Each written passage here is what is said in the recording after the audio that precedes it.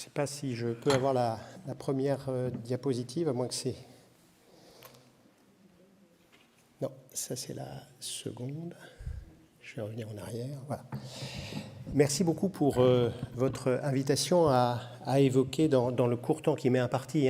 Je ne pourrais pas tout traiter, vous m'excusez.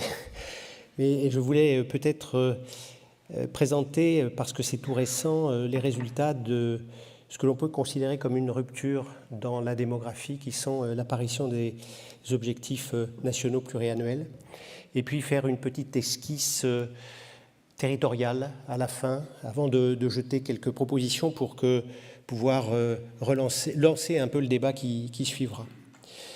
Alors, simplement, nous avons beaucoup été alimentés à la sauce numerus clausus pendant de nombreuses années, dont vous avez vu qu'il a subi quand même des soubresauts majeurs qui étaient probablement en partie liés à des considérations économiques, moins de prescripteurs, moins de dépenses, pas que probablement.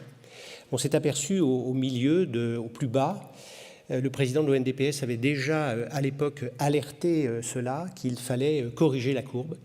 Elle a été corrigée, surtout à partir de 2021, et puis elle s'est corrigée progressivement jusqu'aux dernières années, c'est-à-dire les années 2020.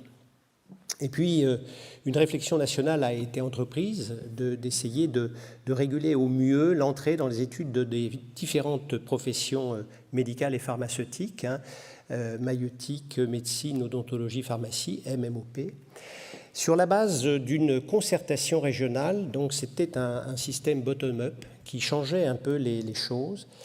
On pensait et on pense que sous l'égide des ARS qui ont fait un énorme travail, appréciant les besoins de santé, les UFR ont été interrogés, donc les universités à travers leurs UFR de santé, sur la planification d'entrée dans le second cycle, qui est un élément majeur puisque c'est là où les étudiants vont être confrontés au quotidien à leurs futures pratiques dans le cadre de stages.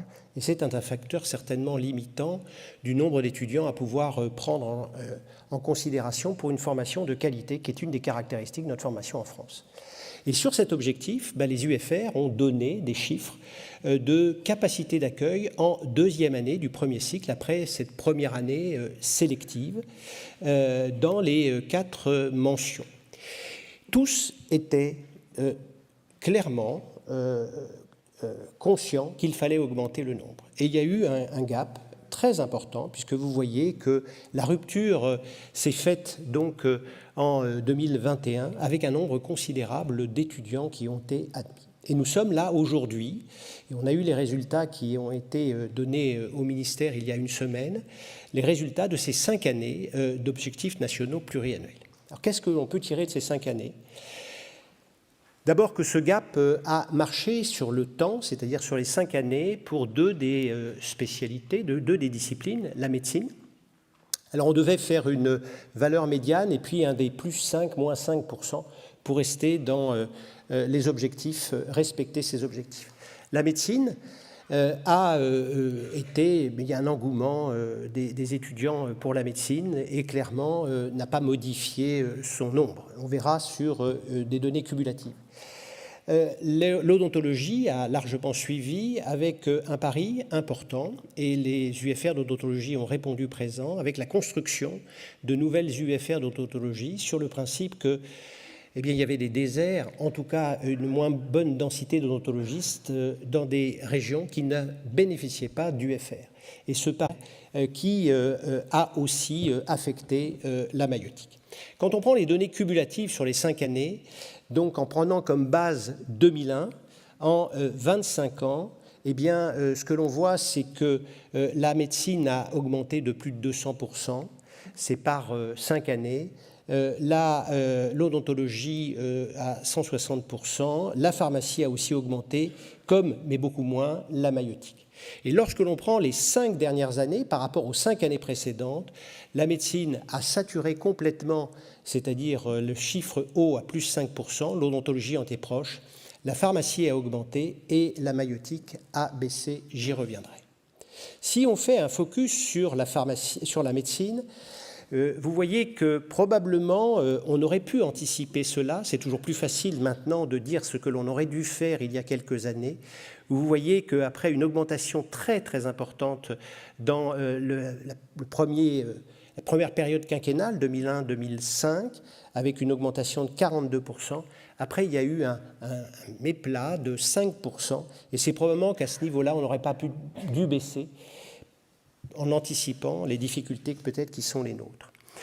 Et par contre, dans les dernières années, une augmentation bien au-delà des objectifs nationaux pluriannuels. Ce n'est pas sans conséquence, parce que je vous rappelle que ces chiffres étaient liés aux capacités d'accueil. Et lorsqu'on s'intéresse aux capacités d'accueil en médecine actuellement, avec les chiffres actuels de près de 11 500 étudiants par an accueillis en deuxième année d'études de médecine, les capacités d'accueil sont saturées. Ça, c'est un élément important, alors que nous entamons la réflexion sur les hôpitaux maïotiques,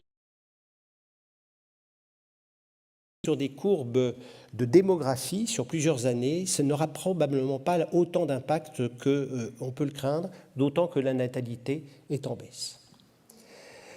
Alors, si on se projette, et l'adresse nous apporte des éléments importants, même s'ils sont en permanence actualisés, si on se projette pour la médecine, à partir donc de l'année 2026, donc l'année prochaine sur une base 100, vous voyez qu'en 2050, nous aurons augmenté de 60% la densité de médecins en suivant les éléments de l'ONP. Ces étudiants de 2021 vont être internes au 1er septembre 2026. Et bien évidemment, la formation ne permet pas une rupture aussi aiguë que la simple entrée dans la deuxième année de médecine, puisque ces étudiants auront, pour ceux qui termineront le plus tôt, encore 4 années de troisième cycle, ce que font tous les médecins. Au moins 4 années, jusqu'à 6 années pour les disciplines chirurgicales. Si on s'intéresse à la démographie des médecins, je pense que nos données sont comparables à celles du Conseil de l'Ordre. Vous voyez que les éléments conséquences du baby-boomer en 2014, eh bien vous voyez qu'ils ont quasiment disparu en 2024. Il y a encore quelques éléments d'attente avec nous sommes au creux de la vague, mais qu'il y a un nombre de diplômés qui est important, et ça, c'est avant les conséquences de les ONP, que ce soit les généralistes ou les autres spécialités. Pour la pharmacie, on retrouve exactement le même type de courbe, de façon identique que pour les odontologistes. Et pour les sages-femmes, eh bien, il y avait moins de sages-femmes formées auparavant, et donc les courbes sont plutôt rassurantes. Ce qui fait que lorsqu'on se projette en 2050, les pharmaciens, sur les éléments que projette en 2003 l'adresse, c'est 110% de pharmaciens en 2050, des chiffres actuels en 2021, 140% pour l'odontologie et 130%, donc une augmentation de 30% des maïoticiennes. Lorsque l'on envisage cela à l'échelle territoriale, les données de l'adresse qui sont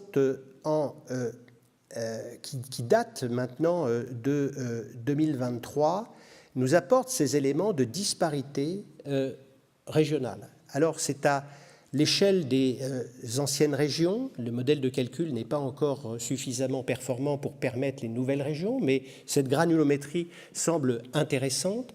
On dispose d'une granulométrie de département, mais qui n'a probablement un peu moins d'impact et plus compliqué à analyser.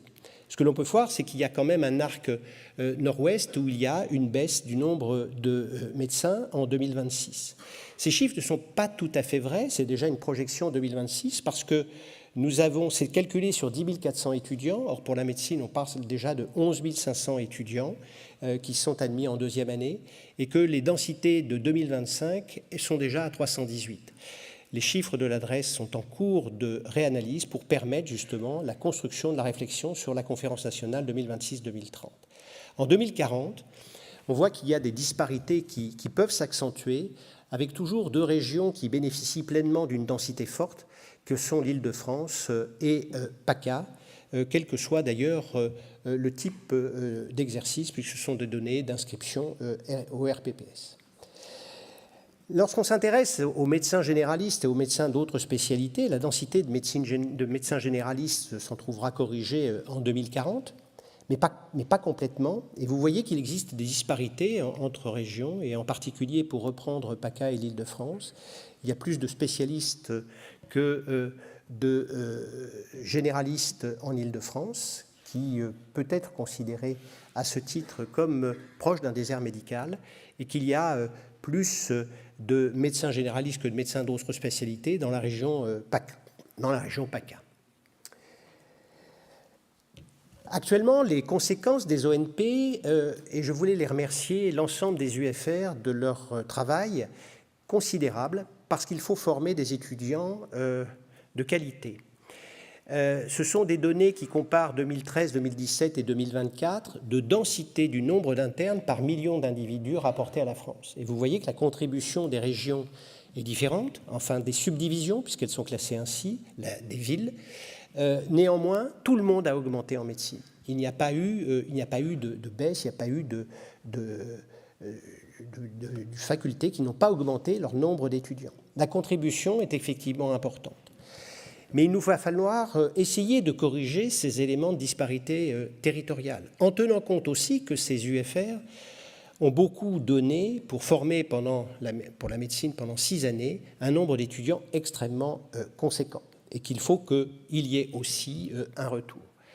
Ces éléments correctifs pourront être apportés par le fait qu'à l'internat, cette année, nous allons et nous espérons avoir 2000 étudiants en plus en médecine, ce qui nous permettra, non pas sur une, mais plusieurs années, de pouvoir apporter des éléments en douceur de correction territoriale. C'est un élément qui nous est imposé et sur lequel, bien évidemment, les décisions politiques seront prises. Alors, quelques éléments sont importants à surveiller. On m'a demandé si les professions avaient changé. La première, c'est que certaines professions, les moins cliniques, ne sont plus souhaitées par les étudiants. Encore que quelques facteurs correctifs sont apparus avec une réduction du nombre de postes ouverts au choix pour la médecine du travail, pour la gériatrie. Et la médecine générale, il faut que nous soyons extrêmement attentifs à ce titre. Deuxième élément, on voit des surspécialités de plus en plus importantes. J'en prends quelques exemples, sans hiérarchiser. La médecine cardiovasculaire, pour 50%, sont devenus des médecins interventionnistes, des médecins rythmologues ou des médecins imageurs. Et la psychiatrie aussi a évolué vers des psychiatries spécialisées. La radiologie et l'imagerie médicale est devenue très interventionnelle avec le temps, c'est déjà inscrit. Est-ce que tout ceci permet de garantir l'installation des étudiants? On sait que des données des conférences des doyens montrent que les étudiants de la subdivision ne choisissent pas forcément leur subdivision à l'issue de l'internat, pour 50% d'entre eux, mais aussi à la fin de leur diplôme, eh bien, la fidélité à leur subdivision, chez des diplômés de moins de 20 ans, ce sont des éléments qui datent un peu, eh bien, vous voyez qu'il y a une fuite. Donc ça ne garantit pas, en étant formé dans la subdivision, de rester dans la subdivision. C'est un élément auquel il faudra qu'on reste très attentif pour les corrections territoriales. Ce que je peux dire en conclusion, c'est que les corrections sont en cours, mais elles se font sur le temps long. Entrer en deuxième année, c'est encore 9 ans d'études pour la médecine, qu'il faut toujours réfléchir à l'attractivité des métiers de la santé et donc garantir pour cela des formations de qualité, et que l'impact des ONP dans le cadre de la concertation régionale est un modèle qui nous paraît important, concertation qui alimente une concertation nationale et qui permet aux politiques de prendre les décisions les plus adaptées, avec un autre élément important, c'est que nous inscrivons dans des projections sur 5 ans, ce qui permet moins de soubresauts et des capacités d'adaptation de nos UFR. Et la pyramide des âges est plutôt rassurante. Et à long terme, réussir 2040, eh bien, il faudra évaluer certainement, c'est un énorme travail, nous ne sommes pas, je pense, complètement capables d'évaluer finement les besoins de santé, y compris sur la consommation des moyens de santé. Les ressources conjointes, tant sur le plan médical que non médical, et paramédical, médico-social, pour répondre à des besoins de santé définis par grands champs. La promotion, la prévention, les soins primaires, la santé mentale, la santé de l'enfant, la santé de la femme, les soins critiques et urgences, les maladies chroniques, le cancer et la dépendance et fin de vie, pour citer les plus importants.